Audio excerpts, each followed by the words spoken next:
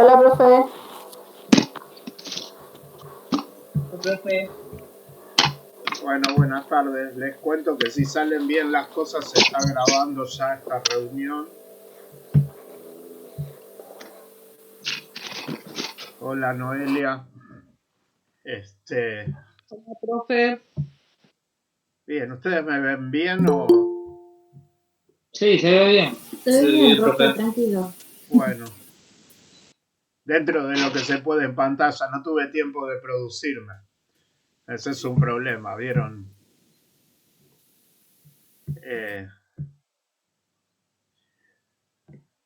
Vamos a dejar grabada esta reunión para la semana que serían las clases del 30 del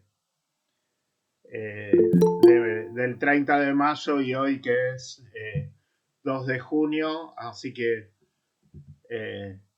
sirve tanto, espero que sirva, tanto para lengua y literatura, que fue el 30 de junio, como para el día de hoy, para los 3 cursos del día de hoy. En principio, hola a todas, a todos los que van saludando.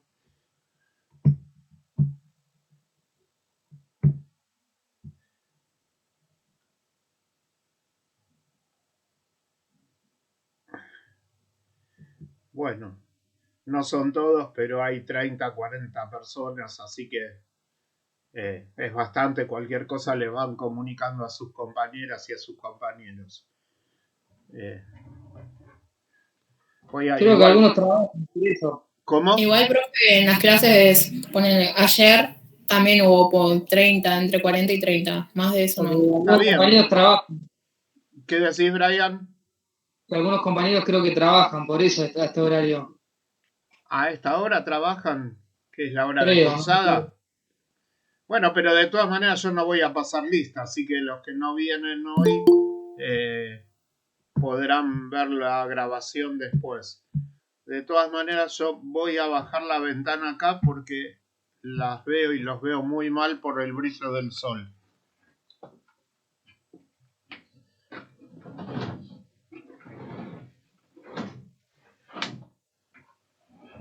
Ahora les veo las caras. Buenas a todas y todos.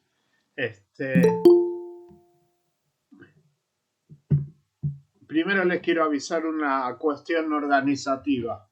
El procedimiento para poder grabar y subir todo esto me está llevando bastante tiempo. Hola, León. Me está llevando bastante tiempo, así que hoy van a tener el video de bienvenida. Bueno, salieron las fieras, no sé si las escuchan, salieron las fieras a pasear por la casa. Así que hoy van a tener por lo menos los enlaces, voy a subir como si fuera una clase, los enlaces de el video de bienvenida y los 4 videos que corresponden a la primera clase, y creo que voy a subir los 6 videos que corresponden a la segunda clase. Digo porque los que filmé en clase, en las distintas clases, el teléfono los corta automáticamente a los 20 minutos y empieza a filmar de nuevo. Así que tengo que subir, desconozco por qué hace eso, pero tengo que subirlos al Drive, del Drive bajarlos a la computadora y de la computadora subirlos a YouTube. Así que van a tener bastante filmado más el material que falta subir. Si ustedes entraron al campus verán que ya borré todo lo de años anteriores para que no se les confunda. Primero que nada, quiero avisarles que las 2 próximas semanas no voy a estar. Voy a estar con licencias sin goce de sueldo, no por enfermedad, sino porque tengo otra tarea. Voy a estar en un congreso educativo fuera del país. por lo menos eso espero que salga. Hasta ahora viene saliendo todo bien y por lo tanto no voy a estar. A la vuelta podré contarles de qué se trató si les interesa, porque es una conferencia de ciencias sociales de Latinoamérica y el Caribe. Eso primero, o sea, sepan que para todos los cursos las próximas 2 semanas no tienen que venir en mi horario, ¿sí? Sepan que no voy a estar. Por favor, si alguien tiene el celular ahí está, ya está. Sin darme cuenta la rechacé en vez de darle entrada. Bueno, primero eso, sepan que no voy a estar. Es la primera vez en mi vida que tengo una experiencia así. Aceptaron una ponencia, 2 ponencias que hicimos con varios compañeros, que la mandamos en diciembre, y hasta hace una semana no sabía si iba o no. Ahora les aviso que no voy a estar, no vengan a la 1 de la tarde. Los del primero B no vengan a las 6 y a las 8. Los de turno noche, que son primero A de historia y primero A de filosofía. Primero única en realidad de filosofía. Esa es una cuestión para que además para los que no estuvieron, si lo ven, si ven el video bien, pero si no, avísense.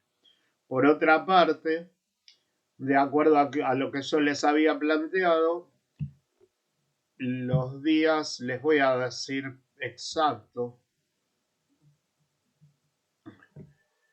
el 7 y el 14 de julio,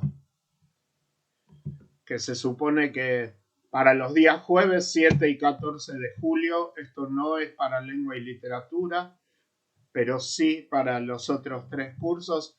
El 7 y el 14 de julio me tienen que avisar quiénes son los que quieren intentar rendir la materia promocional y quiénes son los que van a seguir con la propuesta grupal como les dije que íbamos a trabajar. O la grupal iban a final o la promocional, y entonces me tienen que avisar sí o sí, tienen que tomar la decisión ahí para poder hacer una lista quiénes son los que van a decidir hacer promocional. Una burbuja el 7 de julio, la otra el 14 de julio para los cursos de historia que están en burbuja, y para filosofía el 7 de julio, que hoy lo voy a hablar a la noche con filosofía igual, pero lo dejamos grabado acá. Ya les expliqué, Dolores, lo vuelvo a explicar, así queda grabado, pero va a estar en otras de las grabaciones. Si hacen promocional y sacan en los 2 exámenes más de 7, no hay recuperatorio para promocional. Por lo tanto, tienen que sacar en los 2 exámenes, son 2 exámenes escritos presenciales, 7 o más de 7. Y en ese caso no tienen final. Quienes sacan entre 4 y 6 pasan al otro sistema, que es el de trabajar con sus compañeros en grupo. Así que ahí tienen los 2 sistemas, ustedes tomen decisión. Tenés visitas, Brian, parece. Sí, se veía. Ahí está. Así que por favor piénsenlo, en estas 2 semanas no voy a estar. Sí voy a tener acceso a mails. Acá Maribel pide que muestres el dato, Brian. Ahí está. Bienvenido. Bueno, Valeria, bienvenida por 2. Así que eso lo tienen que avisar porque de esa manera yo sé claramente para cuántas y cuántos tengo que presentar un examen. Si no llegas, Mariel, si no llegan a promocional no hay problema, pasan al trabajo grupal, no hay ningún problema. Yo lo que quiero es tener una noción de si ese examen para quienes quieren rendir promocional lo preparo para 10 personas o para 40 o para 70. Por lo tanto, necesito ese aviso y hacer la lista. Además, hacer la lista para tenerlo claro por una cuestión organizativa.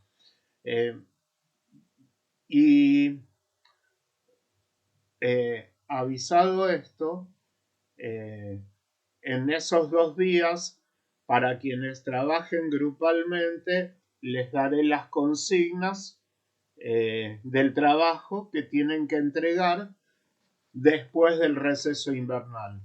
O sea que tanto para promocionar como para el receso invernal van a tener 4 semanas para desarrollar el trabajo, para escribirlo, para juntarse en grupo o para juntarse en grupo y estudiar. De todas maneras les decía, en estas 2 semanas tengo acceso al mail, a cualquiera de los 2 mails que les di. Por lo tanto, si ustedes tienen alguna consulta, me mandan un mail. En esta semana lo que van a tener subido es los videos de todas las clases. Espero llegar a esta. Espero que se esté grabando bien. Por ahora pareciera que se está grabando bien. Así que espero poder subir esta clase también y que tengan todas hasta hoy subidas para que las puedan ir viendo y trabajando con tiempo. Así que lo que voy a subir son los materiales que faltan. Algunos me estuvieron preguntando por los materiales. Voy a subir los materiales. Y por otra parte, les voy a dar una tarea para estas 2 semanas. Es una tarea simple. Voy a subir una hoja con un texto que tiene unos 30-35 enlaces, no me acuerdo cuántos, que son de videos de unos 20 minutos, 20-25 minutos. En lo posible que se distribuyan los videos, en lo posible, menos el de Paulo Freire. Todos los demás que se los distribuyan entre ustedes. Si no, traten de ver la mayor cantidad posible de estos videos en estas 2 semanas. Cuanto más vean, mejor. ¿Por qué? Porque la próxima clase, que vamos a hablar de pedagogía latinoamericana, la van a hacer ustedes. Yo voy a guiar con lo que ustedes hayan visto en los videos. La vamos a conversar, esperemos que ya haya llegado el agua. De unos videos que les voy a mandar, Dolores, yo todavía no los mandé. Les voy a mandar en la clase.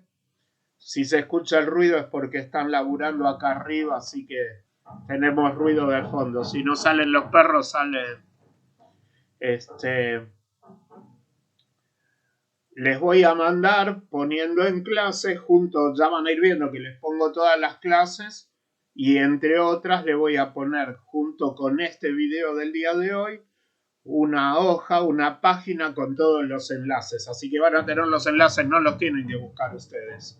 Cuando digo que van a hacer la clase, que lo vamos a ver después, cuando digo que van a hacer la clase, digo que voy a coordinar una conversación entre todos, que la vamos a hacer históricamente, siguiendo una línea histórica. Van a ver que hay una parte que es el el periodo colonial y de pueblos originarios, otra parte que es el periodo de la revolución, otra parte, sí, Mariano, los mando al campus, otra parte que es el periodo de la organización nacional, otra siglo XX, otra latinoamericana. Van a ver que va a estar dividido así, y como dice Sergio, entran en acción ustedes, dice Sergio Adrián Chavarría. ¿Eso qué quiere decir? Que van a participar ustedes y que construimos la clase en conjunto con la información que ustedes hayan conseguido. A Valeria le gusta. Le gustó la idea, se le ve en la cara. Espero que le guste a los demás. Para eso sirve ver las caras ahí. No sé si Anabel, León, Gonzalo. Pero bueno, de todas maneras, les guste o no les guste, es tarea de ustedes. Esta vez yo coordino, voy viendo cómo trabajamos y eligen si se pueden coordinar entre todo el curso para ver quién elige qué autor, mejor, porque así ven, buscan más información de ese autor, y si no, bueno, Miriam, ya que estás cocinando, pasa un poco, porque yo tengo la sopa acá nada más, así que pasa un poquito de comida, alguien que pase un mate, un café. ¿Qué quiere decir? Que vamos a ver cómo se puede construir una clase colectivamente con el conocimiento que ustedes vayan consiguiendo. Déjalo, Brian, salvo que te moleste a vos para tomar nota, a mí no me molesta. Así que tengan en cuenta que van a encontrar la parte educativa de Belgrano, van a encontrar quién era Thompson, van a encontrar Diego Thompson, van a encontrar las ideas educativas de Simón Rodríguez en el periodo revolucionario, van a encontrar algunas nociones de pueblos originarios, si es que lo pude subir, van a encontrar las ideas educativas de Sarmiento, de Estrada, de Juana Manso y de Vergara en la misma época, van a encontrar las ideas y todos diferentes, y van a encontrar las ideas educativas argentinas del siglo XX, donde van a ver que hay 5 o 6 autores y al menos 3 autores latinoamericanos importantes: José Martí, cubano, Paulo Freire. Cuando digo menos Paulo Freire, en realidad es equivocado. A Paulo Freire lo tienen que ver todas y todos, no se lo reparten. El video de Paulo Freire o los videos que haya de Paulo Freire lo ven todas y todos para que lo hablemos entre todos. Y van a encontrar a Simón Rodríguez. Sí, Sergio, Olga Cosetini y la hermana Leticia están.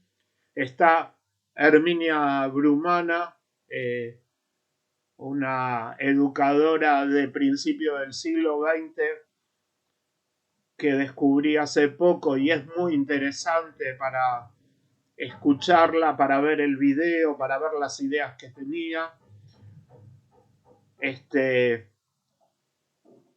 De Dolores, vamos a hacer así. Vean todos los que puedan. Si pueden repartirse cada una y cada uno elige un autor, igual son más, así que va a estar repetido, porque acá hay 60 y les estoy diciendo que hay 25. A Paulo Freire, repito la consigna, lo ven todas y todos, ¿sí? Sí o sí. Y nos falta un uruguayo, Jesús Aldo Sosa, pero le decían Jesualdo. Así que van a estar todos porque los enlaces que les doy en la hoja que les subo están los nombres de cada uno. Son videos de 20-25 minutos. Si tienen un rato cada día, de acá a 2 semanas los ven ustedes. Bien, algunos entraron recién. Lucía pregunta para la clase que viene. Las próximas 2 semanas yo no voy a estar, Lucía, por eso les estoy dando esta tarea. Como yo no voy a estar con ustedes, tienen 2 semanas para ver 25 videos de unos 20 minutos. Si pueden ver todos los videos, la verdad que sería mucho mejor. Y si pueden además, lo cual sería muy interesante, ponerse ustedes en una línea histórica, poner las fechas para que lo podamos ordenar en conjunto. Ver esos videos implica, bueno, de qué fecha vivió, ¿sí? Toda la información, como dice Bárbara, toda la información que saquen de los videos. Pues hay infinidad de videos. Estos videos están sacados de 3 lugares. De la UNIPE, que es Universidad Pedagógica Nacional, del INFOD, que es Instituto Nacional de Formación Docente, y de Canal Encuentro. Están todos en YouTube, así que cualquiera de esos y muchos más van a buscar. Así que si hay alguien que le interesó mucho, lo pueden buscar. Después vamos a ver, a cada una y cada uno le va a gustar más alguno que otro. Después vamos a ver qué hacemos con esa información. Pero la próxima clase ven los videos y armamos la clase en conjunto. O sea, yo coordino y ustedes dicen. Y traen su propia información, sus propias ideas, porque además les va a despertar ideas esto. Les va a despertar ideas de esta pregunta que es qué clase de docente quieren ser. Así que la verdad que creo que son muy lindos, espero que los disfruten todos los videos. Son muy interesantes y uno se sorprende escuchando todo lo que se dijo en la historia americana, y que no sabemos por estudiar historia europea, que es lo que veníamos hablando y venimos hablando hasta ahora. Bueno, ¿alguna pregunta más hasta acá respecto a las consignas?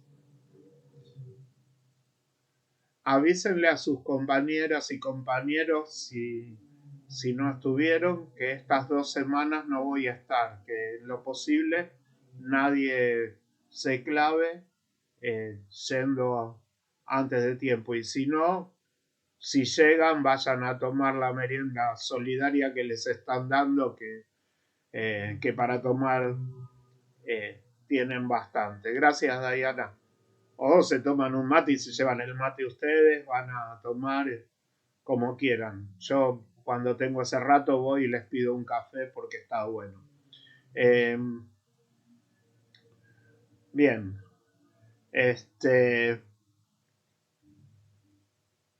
De la clase de hoy en cuanto a contenidos, como les dije, voy a seguir hablando yo un rato. Me pueden parar, me pueden preguntar.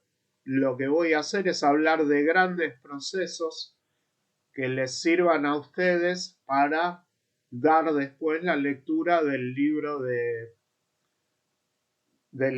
de Aníbal Ponce o de los otros 2 libros que ustedes elijan.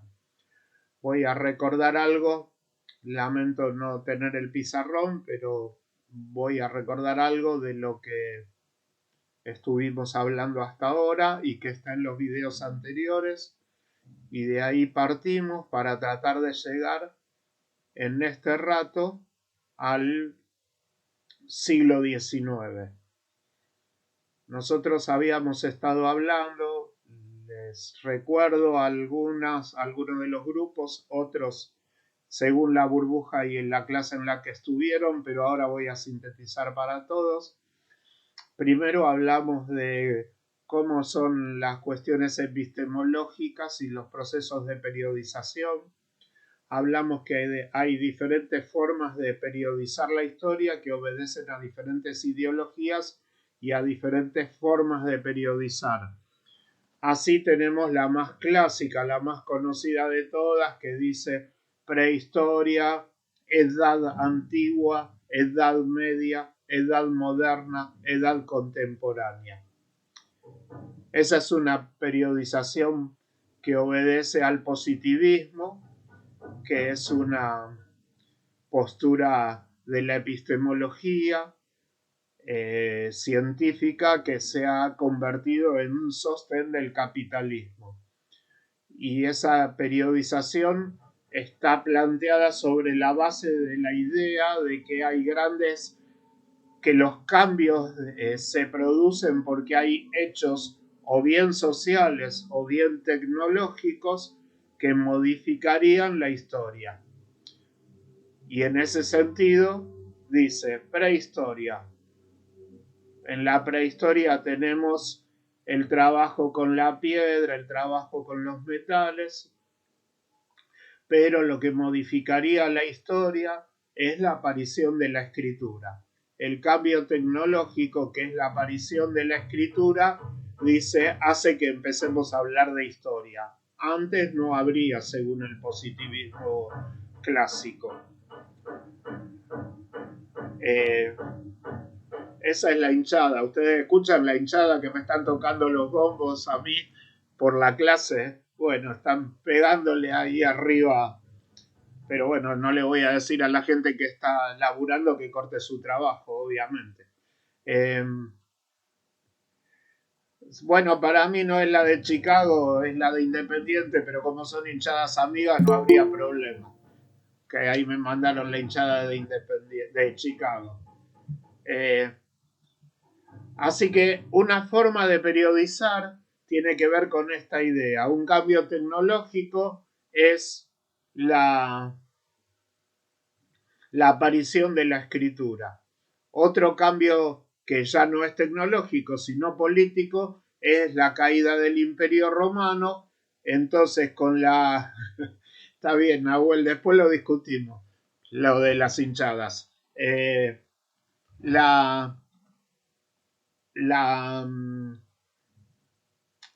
cambio político es la caída del Imperio Romano, que haría que pasemos de la Edad Antigua a la Edad Media. De la Edad Media a la Edad Moderna, el cambio que sería político, pero también tecnológico por los descubrimientos geográficos, también científico, digamos, sería el descubrimiento de un nuevo mundo, ¿sí? Como dicen Les Luthiers, no sé si lo escucharon alguna vez, dicen nos descubrieron, por fin nos descubrieron.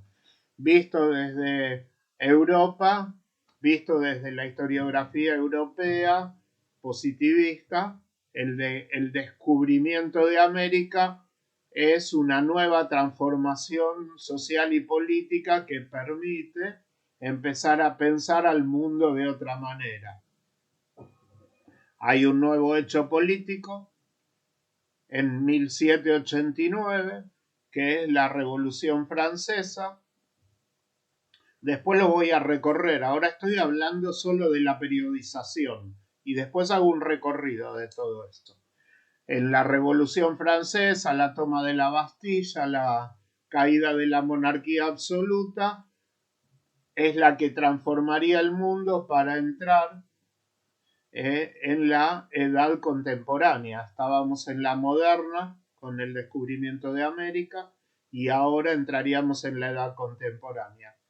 Está en discusión desde este punto de vista si la revolución científico-tecnológica del siglo XX, en especial la aparición de la web y el gran desarrollo de la informática, permitiría hablar de una nueva edad o una nueva era, que transformaría también la sociedad. Ahí tenemos una manera de periodizar. Otra manera de periodizar, por ejemplo, es la de la fenomenología, que como habla del proceso de deconstrucción, esto que están hablando ahora desde el feminismo y nos piden en la idea de las nuevas masculinidades que nos tenemos que deconstruir mientras ellas vienen deconstruyéndose antes, desde hace un tiempo. La idea de la deconstrucción es vamos de esto que somos ahora para atrás hasta llegar a los orígenes y de ahí volvemos a revisar el presente. Así en la fenomenología periodizamos para atrás y hacemos siglo XXI, después vemos siglo XX, después vemos siglo XIX y así sucesivamente hasta llegar a los primeros principios y ver cómo lo reconstruimos. ¿Qué hace Aníbal Ponce en su libro?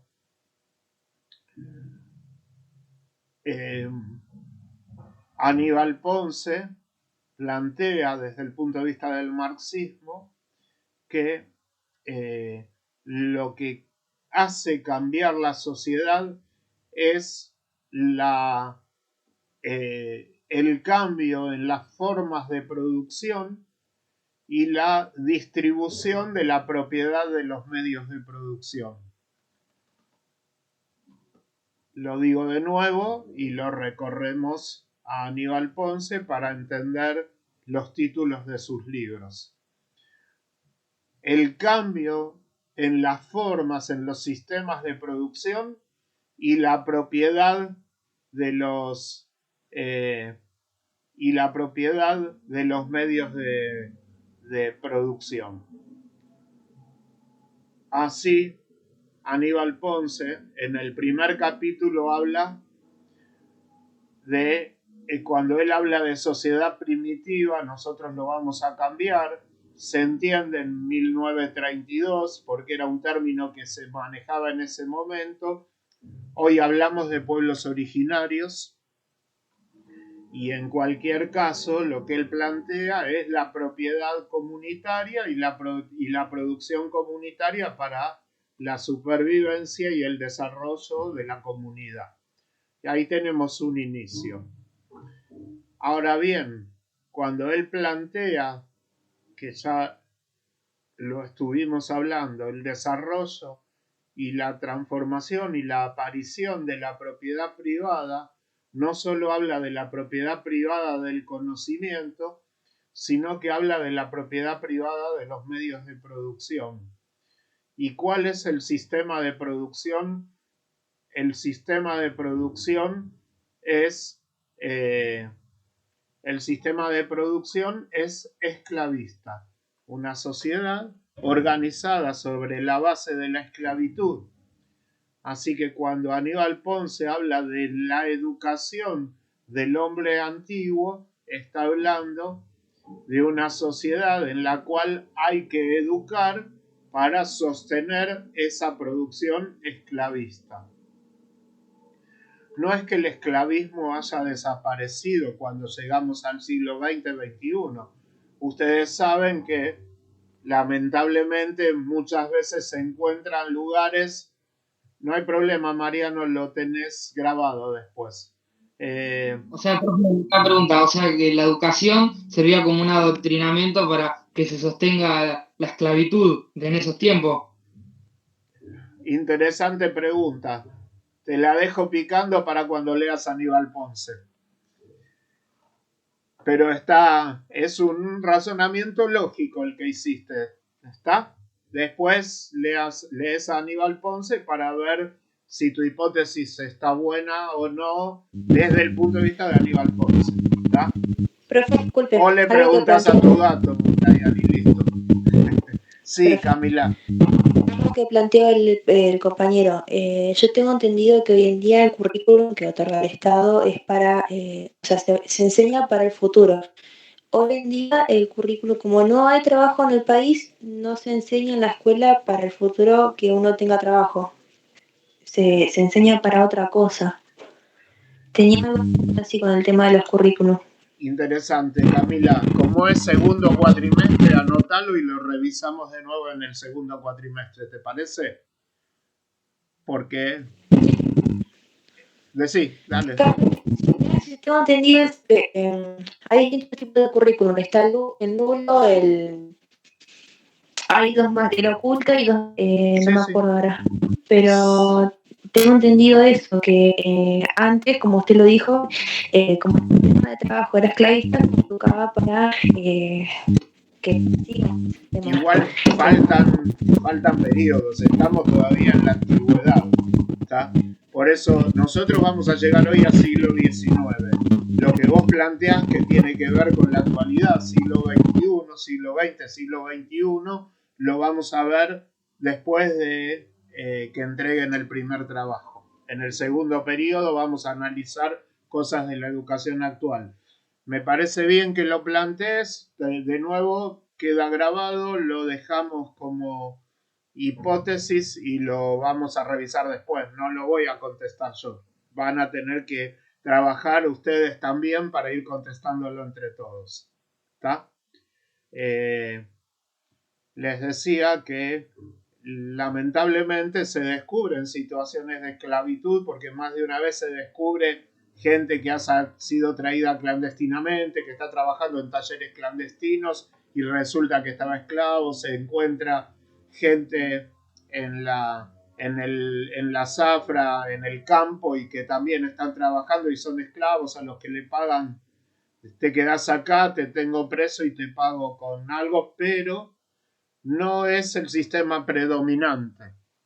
El sistema predominante, ahora llegamos, es antes de esto, cambia el sistema de producción por el feudalismo y entonces cuando Aníbal Ponce va a hablar de la educación del hombre feudal, la estructura del feudalismo es la de un señor como lo que predomina en todo este periodo es el posicionamiento ya fundamentalmente de la Iglesia Católica como la que dirige los destinos por derecho divino, vamos a encontrar que hay señores nobles, señores de la aristocracia, a los cuales por derecho divino, o sea, dado por la misma Iglesia, son los dueños de territorios. Profe, perdón la interrupción, pero ¿esto va como trabajo práctico? Todavía no estoy haciendo ningún trabajo práctico ni di consigna, estoy dando clase. Por eso, pero podríamos hacerlo como algún trabajo, digo. Yo se los voy a dar cuando vuelva después de estas 2 semanas. Les voy a dar las consignas de nuevo de lo que tienen que hacer. Hoy quiero explicarlo para que puedan leer la bibliografía que yo les di, que yo voy a subir. Bueno, ¿Qué es el feudalismo? La Iglesia predominando entrega a un señor noble de la aristocracia, un rey, un conde, un vizconde, un duque, entrega la propiedad de una tierra y teniendo esa propiedad, este señor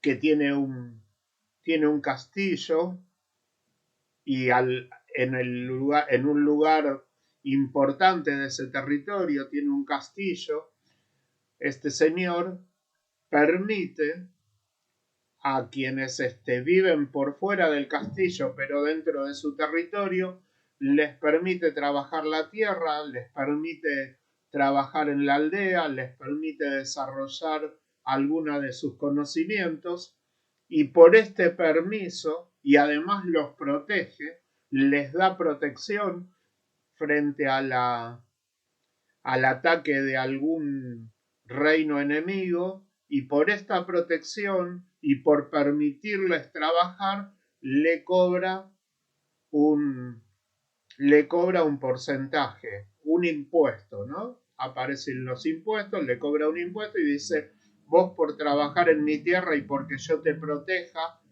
por trabajar en mi territorio, tenés que pagar tanto. Este señor que paga es el siervo de la gleba, así que lo que tenemos es servidumbre, no es esclavitud, no son esclavos, son personas libres que pagan para poder trabajar y que pagan para que los protejan. Se ve mucho en las películas que hablan de este periodo, donde se ve que en un castillo cuando vienen otros a atacar, abren las puertas del castillo y la gente corre a refugiarse adentro del castillo. Si han visto Robin Hood, cualquiera de las películas de Robin Hood, una de las cosas que hace es disputar con el rey o con el conde o con el vizconde, disputar que no le cobre más impuestos y la gente se subleva por esos impuestos, pero hay quienes no logran sublevarse y corren a protegerse adentro del castillo, hasta que cierran las puertas del castillo y entraron los que entraron y listo. O sea que esta idea de te cobro por trabajar en mi territorio, lo digo irónicamente, pero esta idea de trabajas en mi territorio y te cobro por protección, cualquier parecido con cualquiera de las mafias actuales es pura coincidencia. Ya ven que es un sistema que continúa, sin embargo no es el predominante. Donde cambia y se transforma el sistema de producción feudal, se cambia con el desarrollo de la burguesía. Burguesía es una palabra que viene de Burgos, ciudad, y en el desarrollo de la burguesía, que ahora lo vamos a ver más detalladamente este proceso, con el desarrollo de la burguesía se va transformando lentamente hasta llegar al sistema de producción actual. Y el sistema de producción actual es el capitalismo. En el capitalismo ya no hay más siervos de la gleba, son todos libres y unos son dueños de los medios de producción y le pagan un sueldo a la persona que está trabajando. O sea que en realidad convive un sistema esclavista a veces que se encuentra, aunque esté prohibido, con un sistema feudal a veces que tiene que ver con esta idea de la mafia en algunos lugares y convive con el capitalismo, pero el sistema de producción actual es el capitalismo. Así que van a encontrar en el libro de Aníbal Ponce 2 capítulos que se llaman La educación del hombre burgués 1 y La educación del hombre burgués 2 y se refieren al sistema de producción capitalista. Cuando habla, no hay problema, Brenda, está grabándose. Cuando habla en los últimos 2 capítulos Aníbal Ponce de la nueva educación, habla de los intentos de transformación de la educación en el principio del siglo XX, y ahí vamos a ver algunos elementos cuando empecemos a ver siglo XX, pero llega hasta 1932, que es de cuando es este libro, y después Aníbal Ponce murió. Y el otro capítulo de la nueva educación, la nueva educación 2, es el que yo les dije desde el principio, no es obligatorio leerlo, lo pueden leer igual si quieren por interés propio. Se refiere a la educación en la Unión Soviética, pero en 1932. No sabíamos todo lo que iba a ocurrir después con el estalinismo, lo podemos hablar hoy con el diario del lunes, pero en 1932 llevaba 15 años la Revolución Soviética y la Unión Soviética se convierte, la Unión Soviética, los países socialistas,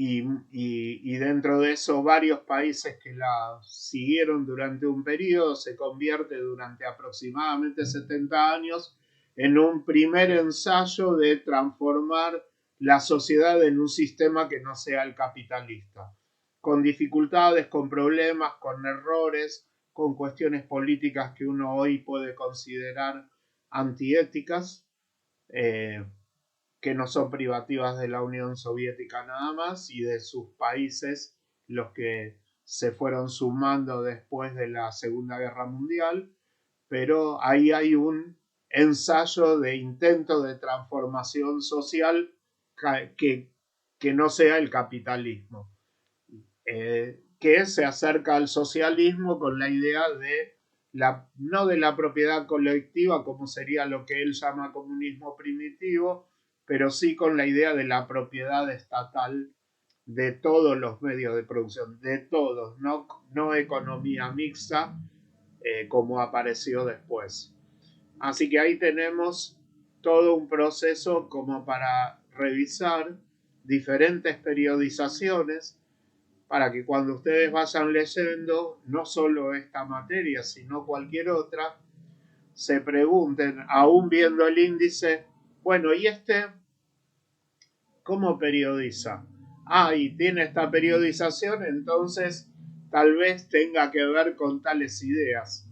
La cuestión es que ustedes, y yo dije 3 nada más, hay muchas más formas de ver la historia que van a ir revisando ustedes, así que lo que hice yo fue decirles algunas formas de periodizar como para dejarles la advertencia de que la historia no es un relato nada más, que cuando ustedes lean historia, lo mismo para los de filosofía, lo mismo para los de lengua y literatura, hay detrás siempre ideas, ideologías, formas de ver la sociedad, formas de recoger ideas que andan dando vuelta por el mundo y organizarlas y plantearlas de alguna manera que les diga a ustedes, bueno, el mundo a futuro tiene que ser así. Acabo de plantear hasta acá diferentes formas de periodización.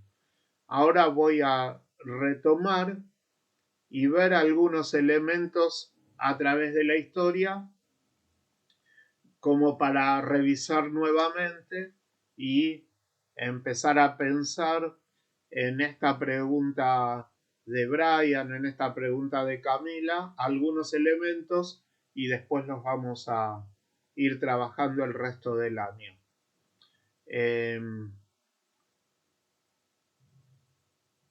Cuando hablamos de los pueblos originarios, hablábamos de la idea de la propiedad colectiva y al hablar de la idea de la propiedad colectiva voy a hacer un repaso rápido de la primera parte y me detengo más en feudalismo y capitalismo. Cuando hablábamos de propiedad colectiva, que estuvimos hablando de inicialmente del fuego y qué era lo que el fuego le puede haber permitido a la humanidad, reunirse, defenderse, cocinar de otra manera, cuidar la comunidad, estar más tiempo juntos, cuidarse en conjunto, alejar fieras y empezar a hablar entre sí, transformar de a poco el lenguaje. Les sugerí que vean la película La Guerra del Fuego, de la cual yo les voy a subir un fragmento, pero que vean la película La Guerra del Fuego, que trabaja sobre una hipótesis que es no sabían producir fuego y entonces la hipótesis de las peleas por la supervivencia entre los Neandertal y los Cromañón tienen que ver con la idea de cuándo surgió el lenguaje, cuándo se empezó a dominar el fuego, fue al mismo tiempo, quiénes podían, quiénes no. Es una película muy interesante porque no tiene ningún lenguaje conocido. Toda la película transcurre sin lenguaje y sin subtítulos de nada. Está toda actuada y muestra la hipótesis de la convivencia entre diferentes momentos de la evolución del ser humano. Hablamos del fuego, hablamos de la idea de la propiedad comunitaria como una idea de supervivencia, recolectores,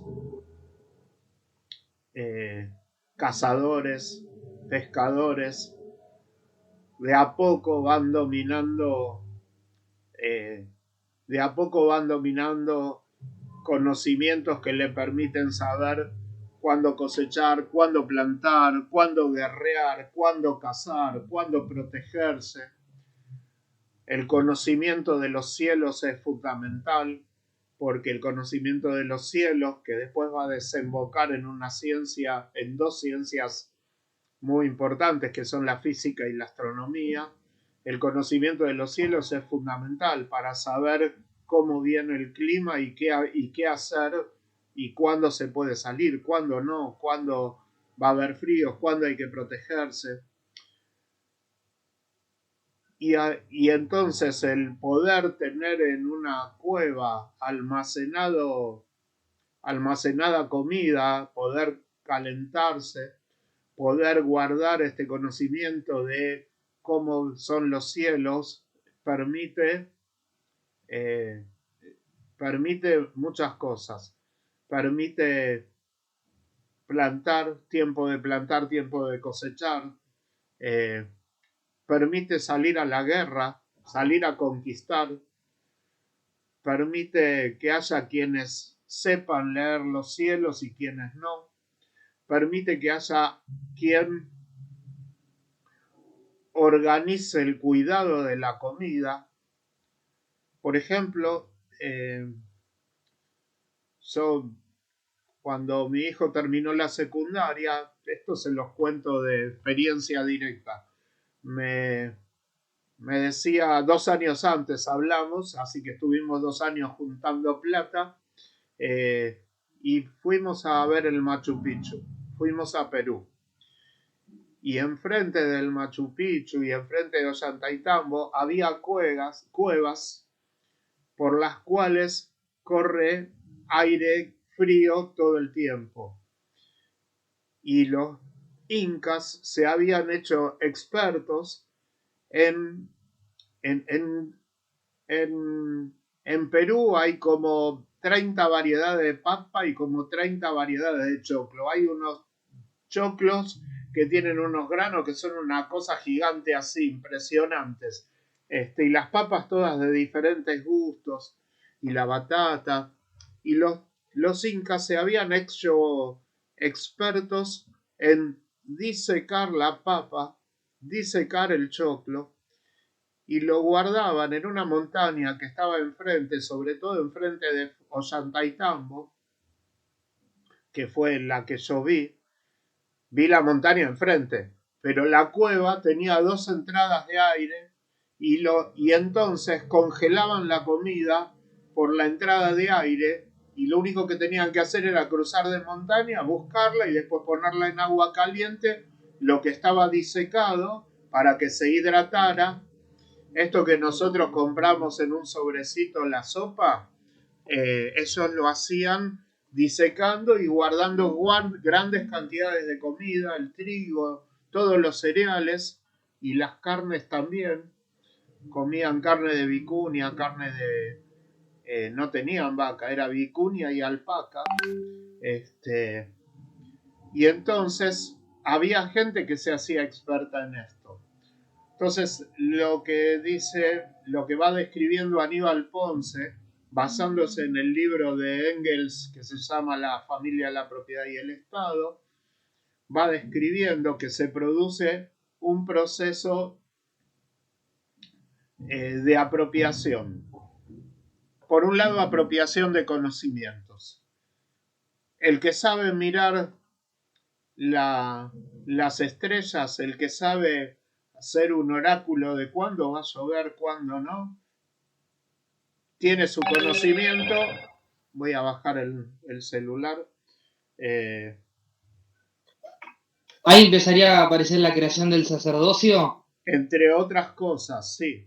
Lo que dice es esto, justamente, lo van a encontrar ahí, que en realidad viene desde antes, va haciendo un desarrollo lento. Yo estoy yendo muchos siglos al mismo tiempo, pero la idea es que quien sabe mirar las estrellas, quien sabe los secretos de la organización, por ejemplo, quien sabe construir un dique y entonces sabe cuándo abrir las puertas del dique para que se inunde el territorio, quien sabe cuándo se planta y cuándo no. Yo les pregunto, creo que ya lo pregunté, lo vuelvo a preguntar. ¿Quiénes vieron El Señor de los Anillos, las 2 torres? ¿Alguien lo vio? Bien. Yo. La mejor película de la historia. Aguanta El Retorno del Rey. Es mejor. ¿Cuál, profe? Pará, profe. ¿Qué cosa? Que a mí se me trabó la compu. Estamos hablando del Señor de los Anillos y yo hablo de la parte 2, que es las 2 torres. cuando Gandalf le dice, al amanecer del séptimo día me verás llegar, le dice a Aragorn, me vas a ver llegar por el oeste, él dice. ¿Recuerdan esa escena? Están Sí. atacando el castillo. ¿Y qué es lo que ocurre cuando están atacando el castillo del rey que dice, bueno, del quinto, disculpen, el quinto, el séptimo, el octavo, me confundo El entre quién, amanecer del quinto me día. confundo entre quién creó, entre que Dios creó Dios creó el mundo en 7 días y Gandalf que dijo al amanecer del quinto día. Bueno, pero no importa, Matías, vamos, aunque no lo hayas visto, vamos a retomar una escena. Está el castillo atacado por miles y miles y miles de orcos y parece que lo van a vencer. Y de repente aparece Gandalf arriba en la montaña y dice el rey Theoden nos necesita. ¿Sí? Y está arriba en la montaña y llama a los Rohirrim, que son los... Yo leí el libro en 1990, cuando recién aparecía, así que para mí ver la película era ver si el libro, si ponían todo el libro o no, así que estas cosas me las acuerdo, pero esta escena particularmente. ¿Cómo es la escena? ¿Qué es lo que ocurre cuando atacan? Atacan a los orcos. Alguien que pueda describir qué es lo que ocurre. Van cargando por la montaña, todos juntos, y en una parte Gandalf usa a favor que tienen el sol atrás de ellos, en el amanecer. Bien. Entonces eso ciega a los orcos, a los piqueros, y ahí le da la oportunidad de cargar tranquilamente. Desde arriba ataca para abajo, o sea que tenía que saber geografía para saber por dónde iba a llegar. Tenía que tener relevamiento del territorio y también tenía que saber en qué horario iba a llegar para tener el sol detrás para poder atacar. Estos son conocimientos que no tiene todo el mundo y no los hace porque es mago Gandalf. Los hace, doy ese ejemplo para hablar de cómo se van apropiando del conocimiento y no todos lo pueden tener. Y entonces el conocimiento era necesario para la alimentación, pero era necesario para la guerra. De tal manera que tenemos un grupo que se apropia de conocimientos indispensables para la supervivencia. Tenemos otro grupo que aprende a manejar y a guerrear, aprende a manejar las armas. ¿Por qué? Porque había que cuidar el excedente, dice Aníbal Ponce. A medida que aparece el excedente de comidas hay que cuidarlo. Así que vamos a tener alguien que se va a especializar en guerrear.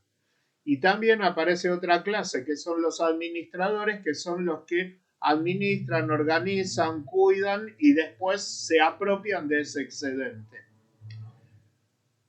Lo que plantea sintéticamente Aníbal Ponce es, aparece la idea de, como dice Matías, de los administradores, la clase de los administradores que poco a poco se va apropiando del conocimiento, poco a poco se va apropiando de la organización social y se va apropiando de todo lo necesario para mantener esa organización social. Cuando aparece esa clase, junto en ese proceso, aparece la propiedad privada. El conocimiento, como dice Cristian también, dice Aníbal Ponce, el conocimiento se vuelve hereditario. Y se lo doy, yo sé cuándo levantar, cuándo dar la orden, ¿sí? Sin ánimo de tocar ninguna religión. Lo voy a dar como ejemplo porque lo hemos visto en películas y lo vemos en la Biblia, pero yo sé cuándo levantar mi bastón o mi cayado para que alguien abra las puertas del dique que está tapando el Nilo y que se inunde el Nilo en el momento en que intenta cruzar el ejército enemigo. Es una manera de verlo que tiene que ver con esta idea de la apropiación del conocimiento. Así que el conocimiento se vuelve hereditario, no se lo voy a decir a todos, no todos saben, se lo digo a mi aprendiz o se lo digo a mi familia, se lo digo a mis hijos y son los que lo tienen. Dice Aníbal Ponce, en el momento en que aparece la propiedad privada, como aparece la propiedad privada del conocimiento y aparece la propiedad privada de los excedentes de la producción, para garantizar que esto siga dentro de mi familia, se vuelve todo esto hereditario.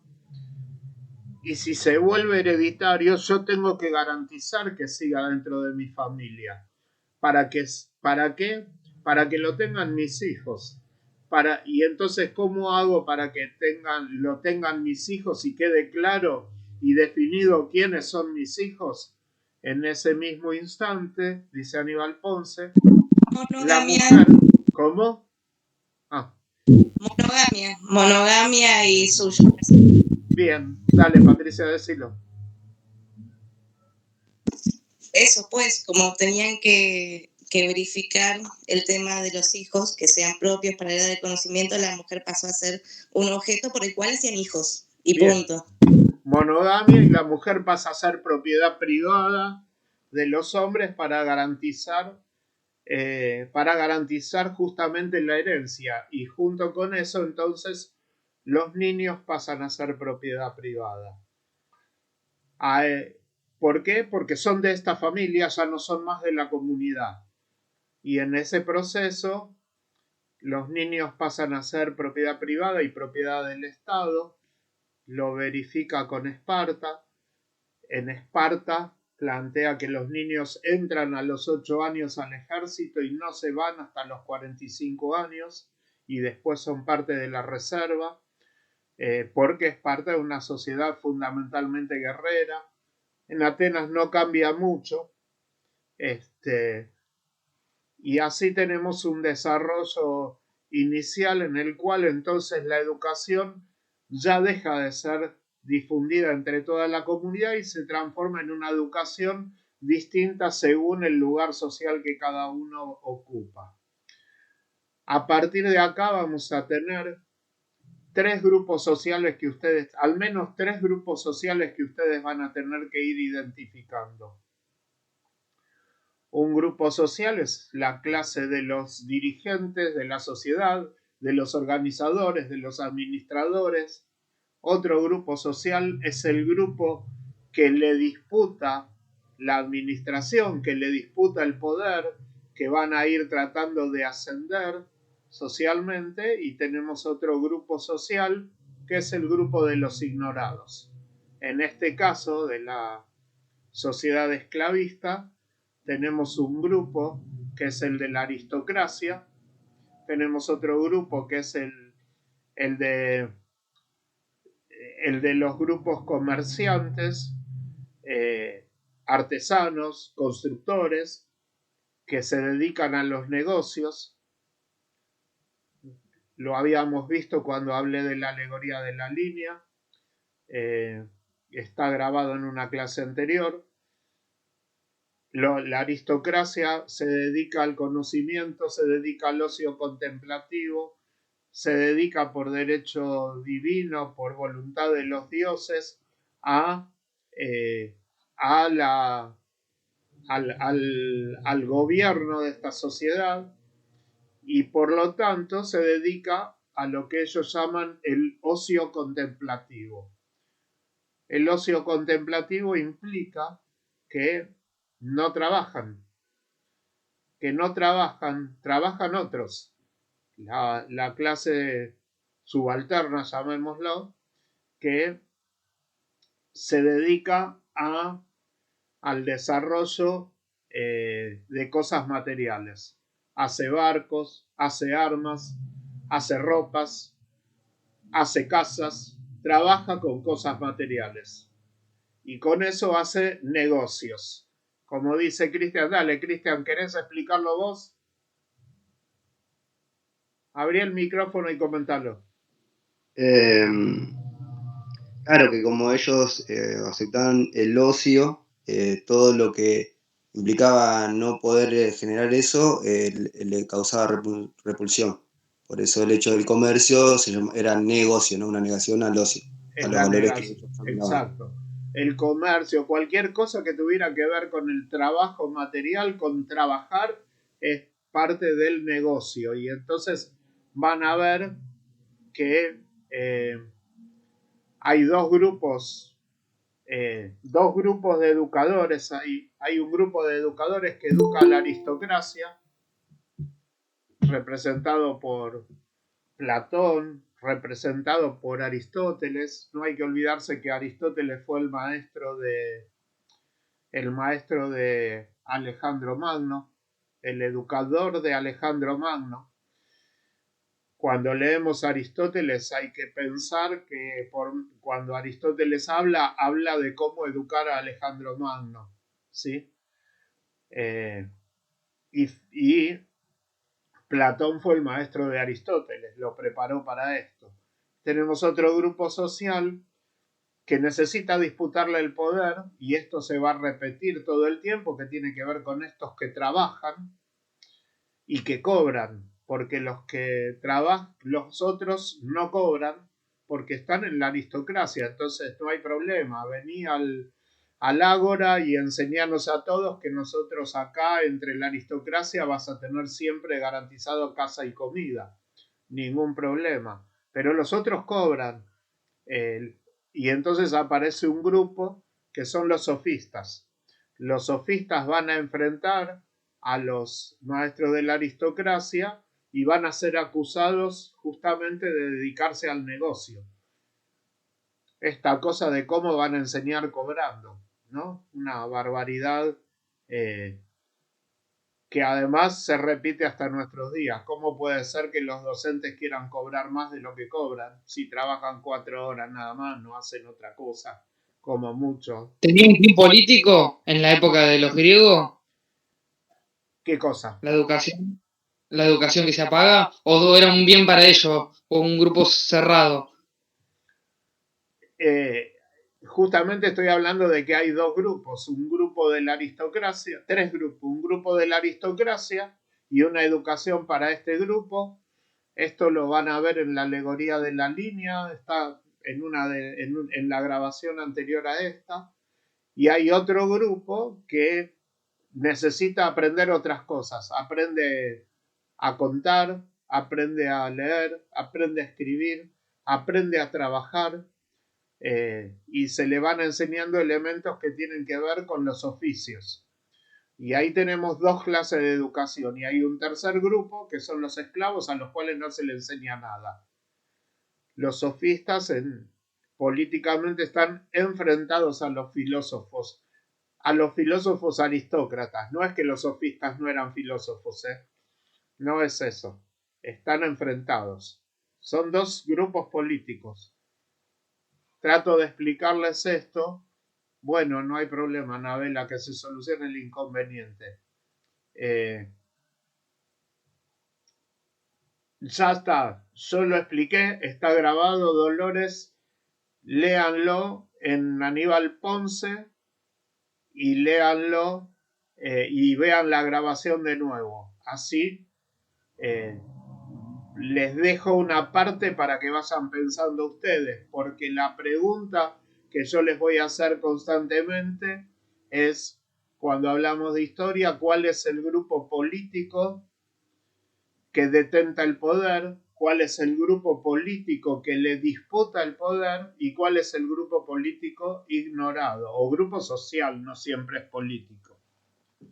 Doy un ejemplo. Quisiera llegar al siglo XX. Por eso digo, algunas preguntas, las grabaciones les voy a subir. Las grabaciones están todas en mi canal de YouTube, estoy subiéndolas todas y les subo al campus el enlace para que puedan verlas en el canal de YouTube, que es el único lugar donde esto no ocupa lugar. En el canal de YouTube ustedes pueden pueden después detenerla cuando quieran, bajarla. Si yo la subo al campus, las grabaciones, si yo subo las grabaciones al campus, les come un montón de datos. En YouTube les come muchísimo menos datos y pueden utilizarlo con más tiempo. Yo por eso digo que después los voy a subir. Cuando pasamos a Roma vuelve a pasar lo mismo, todavía en la educación del hombre antiguo aparecen 4 grupos de docentes, de maestros, de enseñantes diferentes. Por ejemplo, va a aparecer un grupo que son los Ludi Magister. Los Ludi Magister está escrito en el libro, no hace falta que lo vuelvan a escribir ahora. Enseñan en el mercado, enseñan en la calle y dan clase a quienes les pagan para estar aprendiendo en la calle, en el mercado. Pero tenemos, por el contrario, la clase aristócrata que aprende rápidamente las principales artes y necesidades de la aristocracia. En Roma surge el derecho romano, la organización de las leyes, y aparece y se desarrolla enormemente la escritura, que ya venía desde antes, y entonces tenemos un lugar donde guardar la información, aquello que se enseña. La biblioteca de Alejandría se dice que tenía 300.000 o 400.000 papiros que cuando fue la invasión napoleónica fueron incendiados. Y junto con el derecho aparece otro arte, que es el arte de la oratoria. El más conocido de los oradores es Cicerón. Así que con el arte de la oratoria y el del derecho se va organizando el Imperio Romano sobre la idea de cómo mantener la aristocracia. Pero hay una clase social que le empieza a disputar este espacio, que son todos los que de nuevo siguen con la idea del trabajo, con los negocios, y necesitan aprender. Y necesitan aprender derecho para discutir el poder, y necesitan aprender de nuevo a hacer las cuentas, necesitan aprender matemática. Así que va a aparecer otro grupo de enseñantes, los retores, que de alguna manera le están enseñando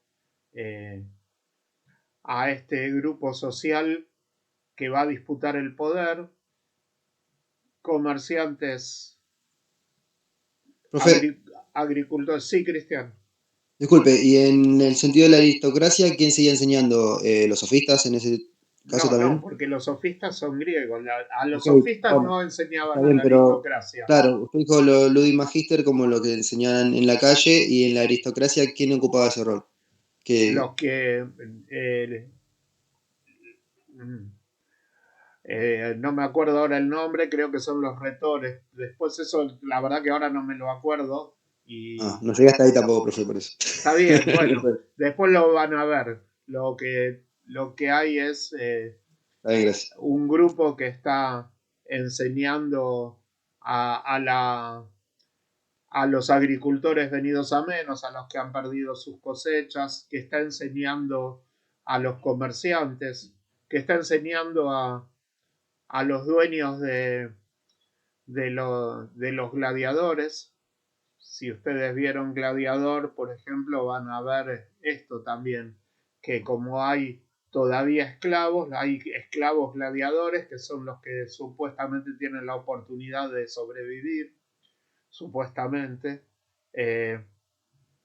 pero a estos que son los dueños de los barcos, que son los dueños de las herrerías que fabrican, bueno, a estos hay que enseñarles también cómo discutir y cómo defenderse aprendiendo el derecho. Así que aparecen los dos grupos de enseñantes, a quienes disputan el poder y a quienes detentan el poder. Va a decir más adelante, tanto Hegel como Marx van a decir que todo sistema social lleva inserto en sí mismo el germen de su propia destrucción. Van a decir esto, lleva el germen de su propia destrucción. Así que si tenemos el sistema esclavista, la idea de la esclavitud es el germen de su propia destrucción. Empiezan a caer elementos de la organización del Imperio Romano. Enormes rebeliones de esclavos, de las cuales la más grande es la de Espartaco, con más de 50.000 esclavos levantados y poniendo, junto con los gladiadores que se levantan, poniendo en jaque al que era en ese momento el ejército más poderoso del mundo, y al mismo tiempo... Fue la rebelión de Cartago, ¿no? ¿Cómo? La rebelión de Cartago. La rebelión de Cartago, o sea, los pueblos que estaban dominados y que piden ser libres. Ahí está Aníbal cruzando el Mediterráneo con elefantes y después cruzando los Alpes, ¿sí? Junto con la rebelión de Cartago tenemos como le digo, las rebeliones de los pueblos. Y la otra cuestión que empieza a horadar la misma esclavitud es que la esclavitud se vuelve muy cara. Y como se vuelve muy cara, se empiezan a liberar cantidades de esclavos que también se convierten en maestros porque muchos han aprendido administrando y organizando la casa del amo. Así que también se van convirtiendo en enseñantes. Pero aparece por primera vez un elemento en la educación en Roma que hasta ahora no teníamos. Y este elemento es que los emperadores empiezan a decir, no, pero si nosotros tenemos a estos enseñantes que van a enseñar derecho y que van a enseñar oratoria, que es lo que ocurre dentro del consulado romano, donde se discute cómo mantenemos a Roma y al imperio, entonces nosotros, el César, le va a decir lo que tiene que enseñar. Y como es libre y viene cobrando, el César le va a decir lo que tiene que cobrar. Y así en el Imperio Romano aparece por primera vez el Estado regulando la educación, diciendo qué contenidos, qué se enseña para no enseñar en contra del César y cuánto es lo que los municipios le pueden pagar a este enseñante que es empleado del municipio. Así que el germen de su propia destrucción es la misma esclavitud, se va transformando, se empieza a liberar. Así que no es solo la caída del Imperio Romano, como diría la periodización positivista, sino que la transformación es la transformación de la estructura social. Se va volviendo muy caro y muy difícil mantener miles de esclavos, así que ahora, junto con la declaración del cristianismo, del catolicismo como religión oficial del imperio, allá por el año 450 y algo, junto con esto aparecen otros elementos. Se declara el cristianismo religión oficial del imperio, aparece el celibato. Entonces, ¿por qué? Porque la iglesia se va transformando en un órgano de poderío económico, la iglesia católica en un órgano de poderío económico, se alía con el César, deja de tener el carácter el carácter transformador de los primeros cristianos, deja de tener el carácter de enseñanza para todos en el idioma que hablan todos, como hacía Jesús, y de tener el carácter de una enseñanza que sea conocida por todos y que sea entendida por todos, como son las parábolas, y al transformarse en religión oficial del imperio romano, transformamos la Iglesia Católica en la iglesia que confiere por gracia divina quiénes son los dueños, quiénes son los reyes, y al mismo tiempo la religión pasa a desarrollarse en un solo idioma que es el latín, y pasa a desarrollarse, además de en un solo idioma que es el latín, pasa a resguardarse todo el conocimiento solo en algunos lugares, en los monasterios y en los castillos, lugares donde hay gente que aprende a leer y gente que escribe. Ahí les voy a pedir que se guarden para ver otra película que es El nombre de la rosa. Sí, me voy a pasar de habitación para enchufarlo porque nos vamos a quedar. De Humberto Eco, ¿no? De Humberto Eco. Me voy a caminar un momento para enchufar la computadora. Así que salgo de acá y paso de ambiente para que no se... como es para que no se apague. Los paseo por mi casa del escritorio a la cocina un momento.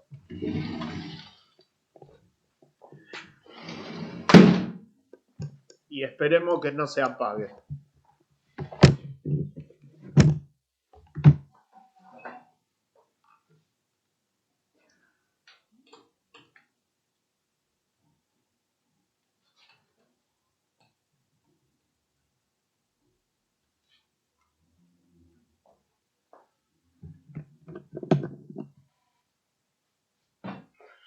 Bueno, parece que vamos a seguir. Así que en esta transformación se transforma el sistema de producción. Es caro, los liberamos, pero ahora trabajan para los señores feudales, como hablamos antes. El conocimiento está concentrado en castillos donde están los astrónomos de las cortes reales y está concentrado en las abadías, en los monasterios. Como dice, creo que, no sé si fue Brian o León que decía, Humberto Eco describe muy bien en una película, Brian. bueno, en una película muy interesante y en un libro, vale la pena leer el libro, que es El nombre de la rosa, que transcurre en un monasterio. Hay una serie de crímenes, así que aparece alguien que investiga y entonces parece una novela policial pero puesta en el periodo del feudalismo, así que se ve muy bien cómo era la vida en ese momento. Muy interesante la lectura si tienen ganas de leer, y si no, en hora y media, 1 hora y 3/4 pueden ver la película El nombre de la rosa. Y entonces tenemos una educación que está dirigida, dice sintéticamente, después ustedes lo desarrollan más, dice Aníbal Ponce, la de educación del hombre feudal está dirigida a sostener esta estructura. Esta estructura es la estructura de reyes y la estructura de sacerdotes. Así que tenemos una enseñanza que tiene que ser para los sacerdotes y tenemos una enseñanza que tiene que ser para los caballeros. Caballero es el que anda a caballo. Caballero es el dueño de un caballo. No todos lo pueden tener. Se ordenan caballeros por gracia de Dios. Lo han visto en películas cuando el rey toma la espada y le hace la cruz. Le pone la espada en los 2 hombros, en la cabeza y en el corazón y le dice: yo te ordeno, caballero, en nombre de nuestro Señor. ¿Por qué? Porque el rey tiene la gracia divina que le ha comunicado los que dirigen la Iglesia Católica. Esta Iglesia Católica se convierte además en poderosa porque se dedica a financiar las cruzadas. Se dedica, entre otras cosas, a financiar a los caballeros que van a las cruzadas a rescatar el Santo Sepulcro. ¿De dónde sacó plata la Iglesia Católica para financiar las cruzadas? Al declarar el celibato, que es justamente de este periodo, toda herencia de quien no tenga descendencia queda dentro de la iglesia. Así que todos aquellos señores nobles que han tenido hermanos o hijos que se dedicaron al sacerdocio, cuando mueren, la parte que les queda dentro de la iglesia. Ahora bien, esto está desarrollado y claramente